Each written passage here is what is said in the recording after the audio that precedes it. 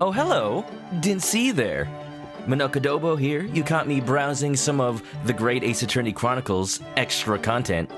Welcome to the Escapades, a series of small episodes that take place in between the chapters of the Great Ace Attorney 1. And, since I already played the fans translation 2 years ago, very good by the way, go check out those VODs if you haven't. They're a little old, but they're still pretty good. I thought it would make sense to play these new little episodes as mini videos direct for the YouTube. So, here we are. It might be a little weird if you're coming off of watching those. Some of the names will be different, some of the little translation choices are a little different. But, still though, I appreciate that Capcom gave us this little bit of extra content. So, without further ado, Episode 1, in the Defendant's Antechamber. In the first of 8 escapades, Ryunoske finds 2 troublemaking witnesses from his earlier trial having a battle of words in the defendant's antechamber, leading to a real tongue-lashing. Oh my. Oh, right. Before each episode, I'll tell everyone exactly where the episode takes place, so if you're trying to watch alongside the first game's playthrough, you'll know whether or not you got spoilers. So this one takes place right after the first trial. So I will try not to spoil anything that happens after. Here we go. 22nd of November, 3:08 p.m. Supreme Court of Judicatures, Defendant's Antechamber 5. Just look at my priceless treasure now! Myself, I've screwed and screwed, but the repellent odor of meat will never be repelled from its suspended surface again! Kurekuta! Welcome everybody, this is Kiryu Kurekuta. I believe in the first game in the original Japanese, he was named Sono Higurashi. And we have Iesa Nosa. Yes sir! Nosa! Uzukumaru, I believe, was his name. But you have it back in your possession at least! You should be grateful, old man! How dare you! Excuse me, but I'd just like to get at that Zabuton cushion there if I could. Rest assured, you miserable military malefactor! This is not over! Incarceration awaits those who would defraud a senior citizen for his priceless treasures. It's just a Koban coin, man. Like, I'm sure the smell is not part of its history. Okay, it might actually be, but that's like if you're an archaeologist. You're just collecting. Watch your tongue, old man! Mark my words, I won't... Sorry, Sergeant. Could I just get at that Zabuton cushion there as well? I'm just making a pillow fort here. I need all the cushions I can. Oh. I won't go to jail! Never! Imagine if I did! The very next day, my boy would starve without the chain of command in place to provide for him! Poor little baby Nosa. Huh. Using the child to protect yourself. Myself, I call that absolute cowardice! Oh, really? And just who employed the poor, old, defenseless senior citizen tactic, The only way to fight an enemy who's using underhand tactics is with the tit-for-tat strategy!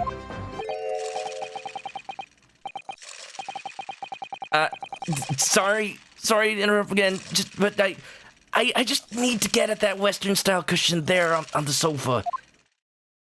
Enough of this insubordination! What do you want, man? Yes, sir! No, sir! Yes! Please, don't mind me. You gotta imagine right after, defending himself in court, putting, his best friend's job on the line, basically. And now we have this. These 2 fools who freaking almost got me sent to jail for life. I mean, it's not totally their fault. I still put most of the blame on Giselle, just saying. Aha! Do my eyes deceive me, or is this the wide-eyed criminal from the trial before? Allegedly, wait, not even. I cleared my name. Wide-eyed, perhaps. Maybe a little shifty, if I do say so myself. But criminal, no. What is this unhealthy fascination you exhibit with the seating arrangements of others, Why were you peering under the cushion of this upholstered seat? Well, the thing is... Any luck? Did you find it? Asogi, my boy! No, sadly not. I don't think it's here, Kazuma. You really are a liability, Ryunoske. Spoken like a true friend. Report at once! Have you lost something? Is that it? Yes, we were just on our way to a party to celebrate my friend's victory here. When? I realized that my university pin badge was missing. Oh, well, yeah, okay, of course. Of course, that's like the most important... Look, Ryunoske, don't worry about it. I have a feeling that you'll put on a different badge very soon. But a Naruhodo family member's badge is his most prized possession. I understand. I totally understand. How are you gonna go around showing it to everybody else if you don't have it? I realized that my university badge is missing. A university pin badge, you say? Yes, for my collar here, you see? Affirmative. Uniforms must be kept in prime condition at all times. A missing badge is unacceptable. And I thought if I looked around, it would probably turn up somewhere. Like the old tale of the Koban coin and the steak. What, is it legend now? I swear, once this story goes public in the Japanese newspapers, it'll probably become urban legend. A parable of which I am acutely aware. But I've exhausted my search now, really. The only logical conclusion is that someone must have stolen it. I'm looking at you, No-Sa Jr. Because you're just so dang cute. Not that I accuse you or anything like that. Don't look at me. I don't just find any old metal objects irresistible, you know. Look, man, that's like the one personality trait I know about you. Imagine what would happen if little Trooper Ido here swallowed something about that. Swallowed something like that. That would actually be really bad. There's a pin on the thing. I'm afraid we'll have to give up, Ryunoske. Ido? Ido No-Sa.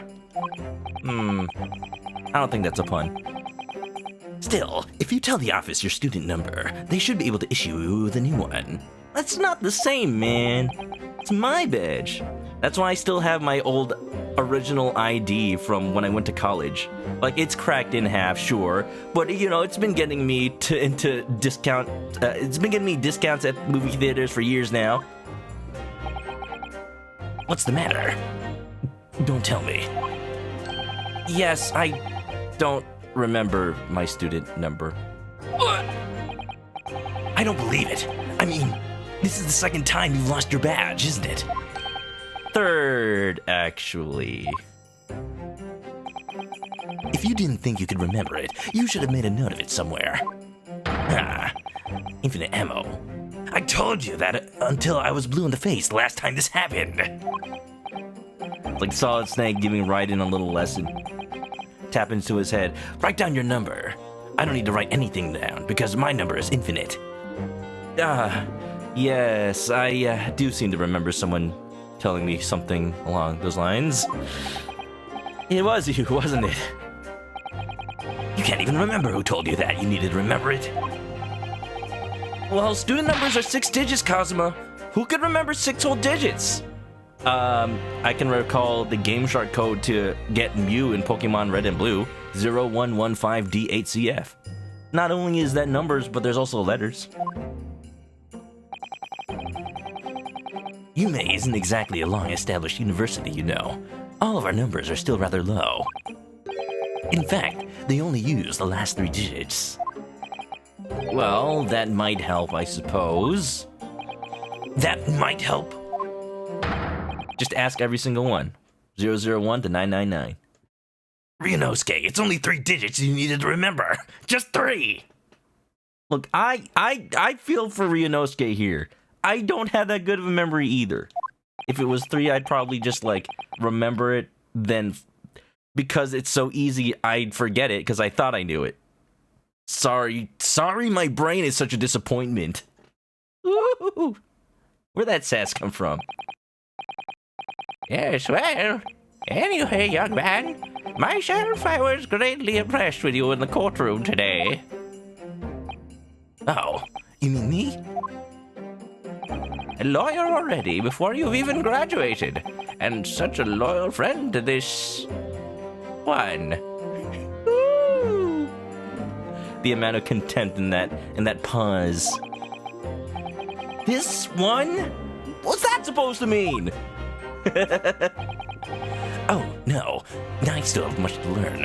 I've got a long ways to go. You know, I was looking at my VODs to try to remember everybody's voice that is involved in this chapter. I realized I was playing Danganronpa V3 around the time I played Great Ace Attorney 1. It's all coming back to me. I had to watch through a couple of videos. In fact, that was brought home to me in no uncertain terms only last year. My Achilles heel was spectacularly exposed by my best friend here. Indeed. What? By me? This is the first I've heard about it. What, are you allergic to chicken or something? Yes, by Ryunoske Naruhodo. You can't have forgotten, surely. He was last summer at the speech contest. Oh boy, got one of them farm-grown speeches. Best in show, they called it. The speech contest? Oh, that.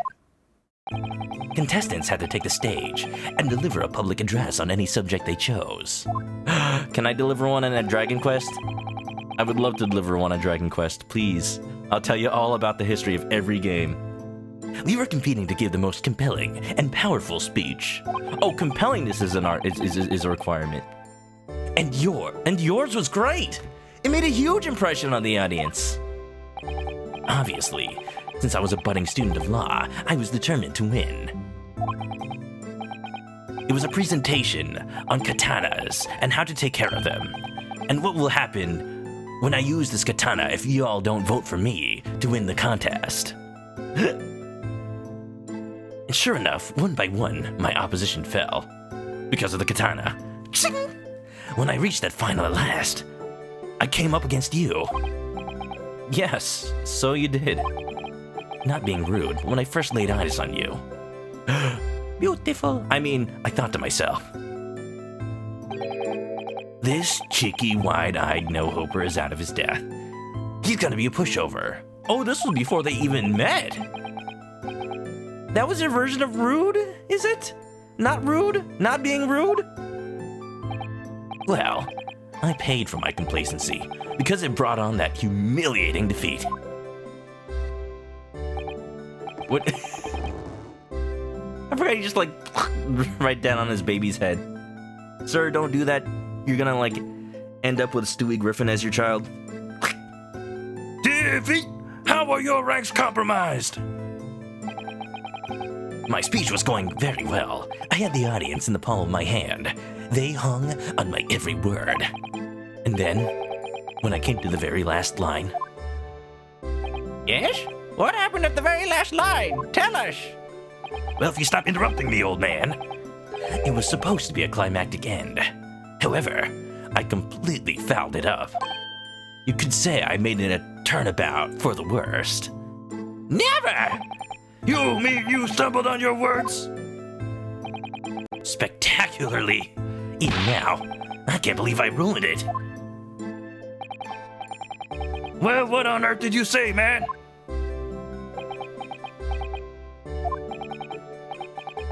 Ryunoske, you'd better say it. I still can't get my tongue around it. Sure, of course. I can still recall it perfectly. What you said at the end of your speech, or rather, what you intended to say at the end of your speech, was this. Hem. So arise, ladies and gentlemen, and applaud our forefathers' plight and the fight for filial piety.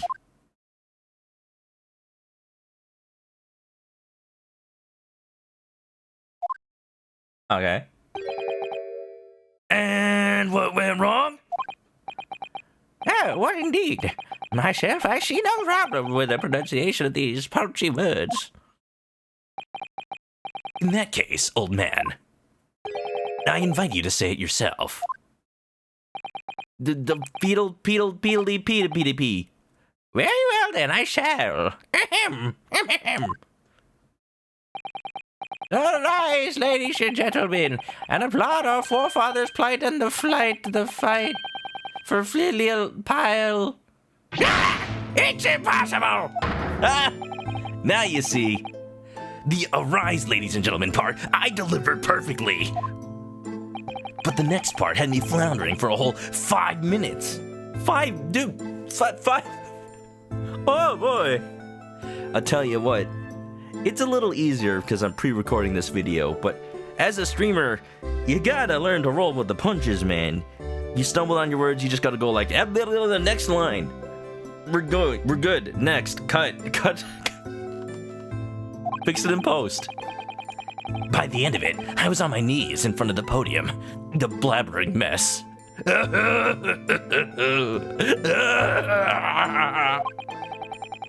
Oh man, a rare moment of weakness from Mr. Kazuma Asogi here.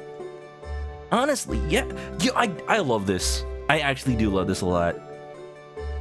Cause, you know, from what we see of him in the Great Ace Attorney 1, he's this stoic, almost perfect lawyer man. Like, it's almost like seeing Mia in the first case of Ace Attorney 1 and how she seemed to have all of her stuff together, and she just, you could tell, even though you only ever saw her from time to time, that every time Phoenix Wright messes up, like he presents the wrong evidence, or he says that Larry Butts is actually the victim and not the defendant, then you can just feel her audibly sigh and judge your choices. But, you know, you see Mia in Ace Attorney 3 at the beginning when she's just a rookie, and you remember, you know, she was there at some point too, and she's also a person.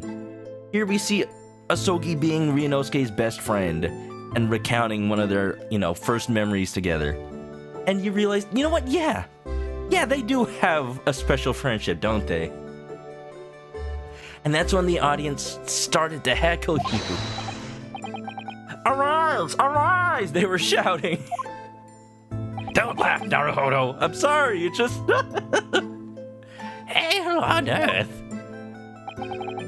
But then, of course, this man went and delivered his word-perfect speech with a perfect ending. How did it go again? Let me see. So, my dear fellows, the message is simple. Treat your father and mother with respect. Something like that. Something like that?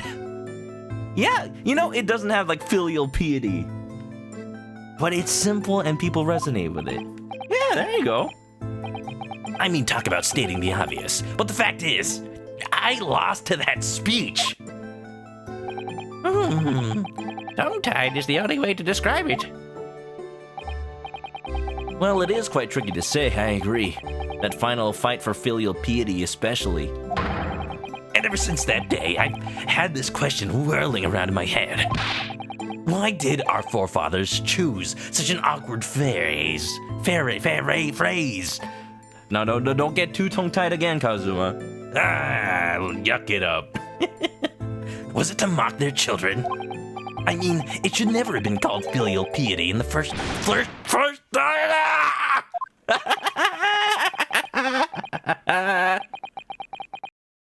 At least you're going to Great Britain soon.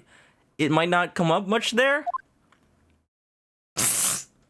What I want to know is if they're implied to be speaking English for that. Like, it was an English speech contest, or they really just got tongue-tied, just writing speeches in Japanese. That is a consequence of this being localized. But if anybody knows, let me know in the comments, which I now expect there to be, because for some reason I don't see a Twitch chat. Well, anyway, having lost that accursed contest, I came after you to ask you a question. You want to be my best friend forever? Come on, bestie. Let's go eat some hot pot. Delicious. How is it that you never trip up on your words? I inquired. And you just gave me a broad smile and said, speaking fast is my hobby.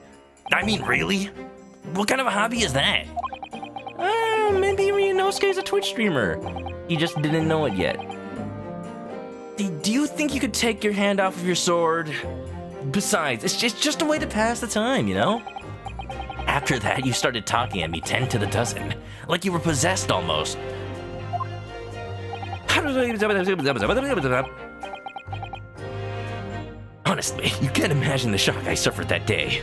You really can't. What a beginning of a beautiful friendship. You're right, I really can't. Speaking fast is just the sort of hobby I'd expect a civilian like you to waste his time on. Well, you have to practice, of course. But there are some simple things to start with. Like this famous one, for example. Swift samurai sword swipe silently sideways. Got him! Ah, yes, even a decrepit tongue in an alien flame such as mine can find its way around that one. I've no doubt. It's just a bit of fun, really. I can't imagine anybody would struggle to say it. Isn't that right, Kazuma? Swift samurai A blabbering mess by word 2. Oh, Asogi never change, man. Never change.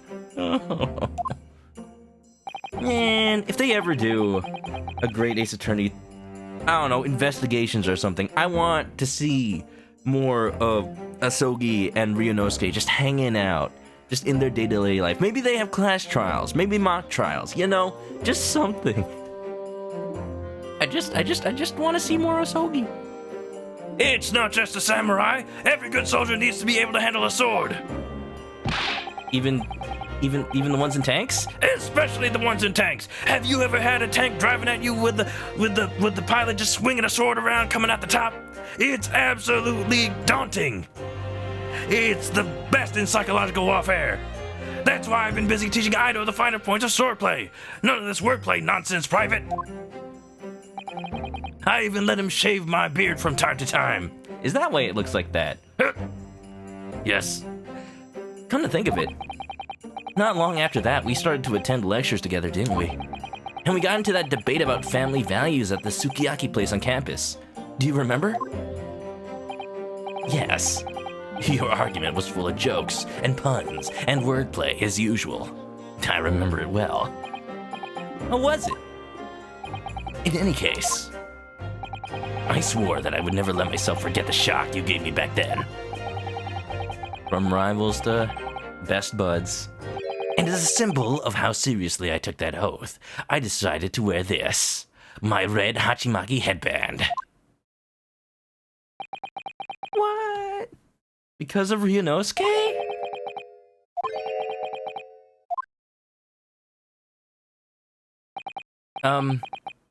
Sorry, Kazuma. Yes? You've lost me there, I'm afraid. I don't see the link. What does your red headband have to do with your oath? Oh, this is not the time for logic. It's supposed to be a touching moment, man. Because it will always remind me of that smug look on your face as you utter those tantalizing words. They just flowed from your mouth like my headbands eternally flow in the wind, despite the fact that we are currently indoors. What words? Mean another tongue twister? Yeah, I practiced and practiced until my tongue bled. What? But in the end, I mastered it. Oh, that must be what Inspector Hosonaga does. Explains it. Mastered what? Well, I think it's time you heard this, actually. Listen carefully now. Here goes. Now. Red headband, lead headband, dead headband. There. Word perfect. See? I guess? I don't know how hard that's supposed to be. Red headband, lead headband, dead headband. Sure? I will pat Kazuma Asogi on the back. You know, must have been... must have been... You know what? You practiced and you did it. I'm proud of you, man. I gotta be supportive. He's my friend. No, yeah, they're not buying it. I'd actually been meaning to ask you about that. Oh, no, we're not even gonna acknowledge it. I actually, changing the subject, cleverly, I've been meaning to ask you about that. About the story behind your headband, I see. I mean, Well, now you know. So that I'll never forget the shock and humiliation of that day. That's why I wear this red headband every single day, without fail, without flail. Mainichi. Well, I don't know exactly how much of a shock you think you had back then, but it can't be more than the shock you've just given me now. What do you mean? Well, I'm sorry to have to tell you, but the tongue twister I said didn't go the way you seem to have remembered it. It's just as famous as Swift Samurai Swords, so I can't believe you don't know it, really. It goes, red bread pan, lead bread pan, dead bread man. Ah, that's okay. Okay, so he was actually trying to say the same tongue twister that Ryunoske said long ago. Headband. Look. Wait, what? If only he heard it right, he would have become a baker instead. Garlic bread and everything. Seems like I've knocked some wind out of that headband of yours. Just as breezy as ever, I see. It's not too late, Private. You could always start wearing a red bread pan on your head instead. Your youthful vigor is manifest, young man. Your cheeks are glowing redder than your hachibaki.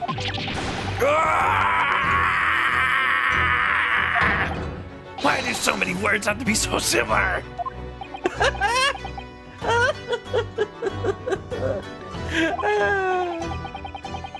So, looking forward to Great Britain then? Where you'll have to deliver speeches in court in English? No, not English. I suppose I can always shell seashells on the shore.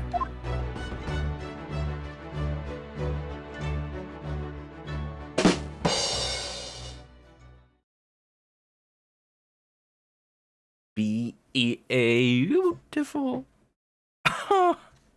What a tender moment. And you know what? Even though it was made just for this collection, I believe it. It feels like I'm playing the Great Ace Attorney 2 years ago. I'm like put right back in there. And I do miss it. I enjoy the new game we're playing, but you know, I'm just gonna say that just made me a little nostalgic there. So, that's it. No to-dos here or whatnot, but if you want to see the next part, then follow me on YouTube. Sub on YouTube. You know, hit that like button in that face. What are those things that the YouTubers say? I don't know. Just watch out for the next part. As always, if you need to go, well, it's the end of the video, so bye-bye. Stay clucky, y'all. See you in the next one.